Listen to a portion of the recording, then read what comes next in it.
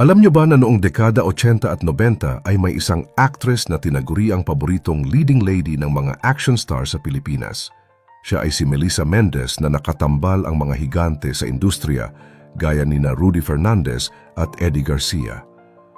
Pero sa likod ng sikat na pangalan at magandang mukha ay may mga kwento ng panganib at kontrobersya na hindi alam ng marami.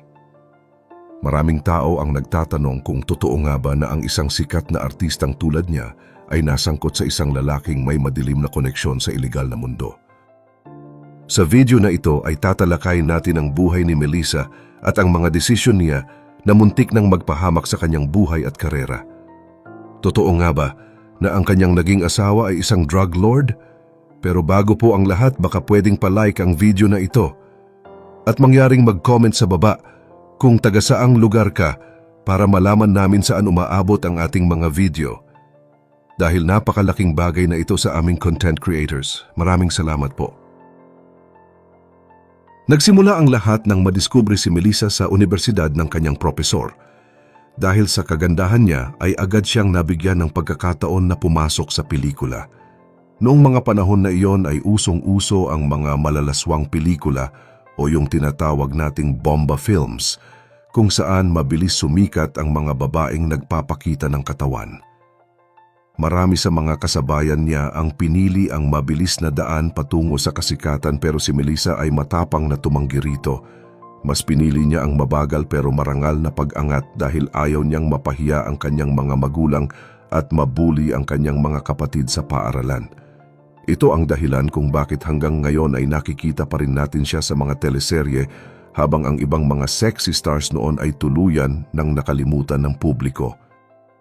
Ngunit ang pagiging maingat niya sa trabaho ay tila kabaligtaran naman pagdating sa kanyang personal na buhay.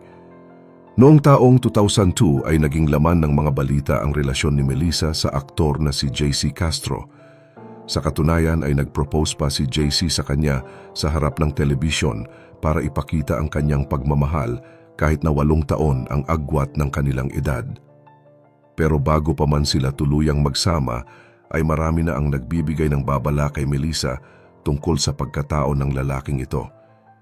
Isa sa mga nagbigay ng babala ay ang dating kasintahan ni JC na si Camille Rojas. Ayon kay Camille ay hindi siya galit kay Melissa, pero nag-aalala siya dahil baka maranasan din ng aktres ang hirap na dinanas ng ibang mga babaeng dumaan sa buhay ng aktor. Dito na pumasok ang mga usapin tungkol sa mga ilegal na gawain. May mga kumakalat na balita noon na ang mga taong nakapaligid sa kanila ay may ugnayan sa mga ilegal na droga at iba pang mabibigat na krimen. Bagamat hindi direktang napatunayan sa lahat ng pagkakataon, ay hindi maikakaila na ang mundong pinasukan ni Melissa kasama ang kanyang kapareha ay puno ng tensyon at takot. Ang dating payapang buhay ng aktres ay napalitan ng mga intriga at panganib na tila hango sa isang pelikula. Nakakalungkot isipin na ang isang babaeng nangarap lang naman ng magandang buhay para sa kanyang pamilya ay kailangang dumaan sa ganitong klasing pagsubok dahil lamang sa kanyang piniling mahalin. Habang tumatagal ay mas lalong lumalim ang mga issue at pati ang mga dati niyang kaibigan ay tila lumalayo na sa kanya. Ang mga away sa billing ng pelikula at ang mga girian sa ibang artista ay naging maliit na bagay na lamang kumpara sa panganib na dala ng kanyang mga ugnayan sa likod ng kamera. Matapos ang naging ugnayan niya kay JC Castro, marami ang nag-akala na magtatapos na sa kasalan ang lahat. Noong taong 2003, nakaplano na sana ang kanilang pag-iisang dibdib sa mismong araw ng kaarawan ng aktor. Pero sa hindi inaasahang pagkakataon, umatras si JC dahil hindi pa raw sapat ang kanyang ipon para sa selebrasyon. Kahit handa si Melissa sa isang simpleng civil wedding na nagkakahalaga lang ng 10,000 piso, tila may ibang plano ang tadhana. Sa puntong ito, lumabas ang masakit na katotohanan na marami sa mga kaibigan ni Melissa ang tutol sa relasyon dahil pakiramdam nila ay ginagamit lang siya. Tinatawag pa nga siyang asukal de mama ng iba dahil siya ang sumasagot sa lahat ng gastos, mula sa pangaraw-araw na pangangailangan hanggang sa mga mamahaling regalo. Sa isang panayam, inamin ni Melissa na masakit ang ginawang pagpapaasa sa kanya, lalo na't ginamit lang pala ang kanilang relasyon para sa ambisyong politikal ng aktor. Pero bukod sa usaping pera at panloloko, may mas malalim at mas delikadong bahagi pa pala ang buhay pag-ibig ni Melissa. Dito napapasok ang kwento tungkol sa isang lalaking itatago natin sa pangalang George. Sinasabing ito ang naging asawa niya na nagdala sa kanya sa bingit ng kamatayan. Bagamat nagpakasal sila sa Hong Kong, nalaman ni Melissa na hindi pala ito balido dahil may asawa na ang lalaki sa Pilipinas. Ang pinakanakakatakot na karanasan ni Melissa ay nangyari habang sila ay nasa gitna ng traffic sa Espanya. Habang papunta sila sa ospital, biglang may dalawang lalaking bumaba mula sa isang jeep na armado ng mahahabang baril. Sa simula ay akala ni Melissa ay mga mamamatay tao ito, pero laking gulat niya nang katukin ang kanilang sasakyan at tawagin ang pangalan ni George. Doon nalaman ni Melissa mula mismo sa mga autoridad na ang lalaking mahal niya ay sangkot sa iligal na droga. Sinabihan siya ng mga pulis na ang kanyang asawa ay isang drug lord at kailangan nitong magbigay ng mas malaking pangalan o yung tinatawag na palit-ulo para makalaya. Nasangkot si Melissa sa isang habulan at barilan na tila eksena sa pelikulang aksyon na dati ay ginagawa lang niya. Sa bilis ng takbo ng kanilang sasakyan at sa tindi ng putukan, tanging pagdarasal na lamang ang nagawa ng aktres dahil sa takot na mamatay. Bagamat nagmakaawa ang lalaki at itinangging drug lord siya, hindi maikakaila na ang buhay ni Melissa ay nanganib ng dahil sa ugnayang ito. Natapos lamang ang kanilang relasyon nang makulong ang lalaki. Sa kabila ng lahat ng panganib at takot, natutunan ni Melissa na hindi sapat ang pagiging mabait ng isang tao para magtiwala kaagad. Minsan, ang taong inaakala mong nagbibigay sa iyo ng saya ay siya palang magdadala sa iyo sa gitna ng kapahamakan. Bukod sa mga sikat na aktor, makulay din ang listahan ng mga lalaking nagpatibok sa puso ni Melissa Mendez, mula sa mga negosyante hanggang sa mga makapangyarihang politiko. Inamin ng aktres na noong kanyang kabataan ay tila wala siyang kapaguran sa pag-ibig. Isang senador pa nga ang madalas magpasundo sa kanya noon, habang isang mambabatas naman ang gumagamit ng Mercedes-Benz para lang makita siya. Ganoon kalakas ang karisma ni Melissa na umabot pa sa puntong nagpang-abot at nagsuntukan ang dalawang lalaki sa loob mismo ng kanyang bahay dahil sa selos. Sa kabila ng dami ng kanyang naging karelasyon, inamin ni Melissa na hindi siya naging perpektong kapareha.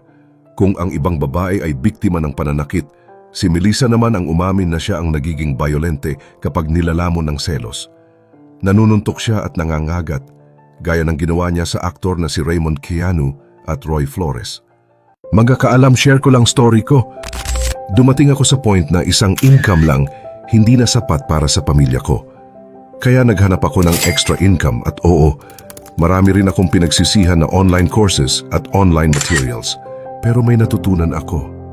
Dahil doon, unti-unting guminhawa ang buhay ko. May savings na, may bahay, may sasakyan, at nakakapag-travel abroad. Kaya gusto ko lang i-share ang mga nakatulong sa akin. Inipon at compile ko lahat ng online course at online materials na alam kong makakatulong din sa iyo. Litan ang link sa description at comment section. Ang tindi ng kanyang galit ay umaabot sa puntong kailangan pa ng mga ito na magpa-anti-rabies dahil sa lalim ng kanyang kagat. 3 ang naging anak ni Melissa sa iba't ibang lalaki at sa bawat relasyong iyon, pakiramdam niya ay laging may bagyong dumarating. Hindi siya makaramdam ng contentment o yung tunay na kapayapaan sa piling ng mga hunk at gwapong lalaki. Noong taong 2003, napagtanto ni Melissa na tila paikot-ikot lang siya sa maling sistema. Sa tulong ng kaibigang si Connie Reyes, dito na nagbago ang takbo ng kanyang buhay. Tinalikuran ni Melissa ang makamundong pagnanasa at mas piniling sumandal sa pananampalataya. Isang matinding hakbang na ginawa niya ay ang pagpapatanggal ng kanyang breast implants.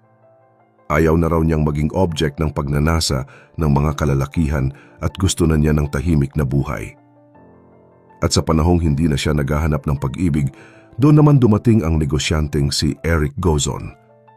Walang matinding ligawan, kundi isang tapat at marespetong samahan na humantong sa kanilang kasal noong 2012. Sa edad na 48 noon, doon lang naranasan ni Melissa ang tunay na kasal at payapang pagsasama. Ngayong 2025, nananatiling matatag ang kanilang relasyon. Ayon sa kanya, ang lahat ng gulo, sakit at mga maling desisyon sa kanyang past ay bahagi lang ng paghubog sa kung sino siya ngayon. Hindi niya pinagsisisihan ang mga nangyari dahil doon siya naging matapang at kontento sa kung anong meron siya ngayon. Ang buhay ni Melissa Mendez ay isang patunay na kahit gaano kagulo ang iyong nakaraan ay may pagkakataon pa ring makamit ang peace of mind kung pipiliin mong magbago at magtiwala sa tamang panahon. Kayo, naniniwala ba kayo na kailangan muna nating dumaan sa matitinding pagkakamali para matagpuan ang totoong para sa atin? O tingin nyo ba ay sadyang nasa huli talaga ang pagsisisi? I-comment nyo ang inyong mga saloobin sa baba dahil siguradong marami sa atin ang makakarelate sa kwento na ito. At huwag kalimutang mag-like at subscribe para sa mas marami pang updates gaya nito.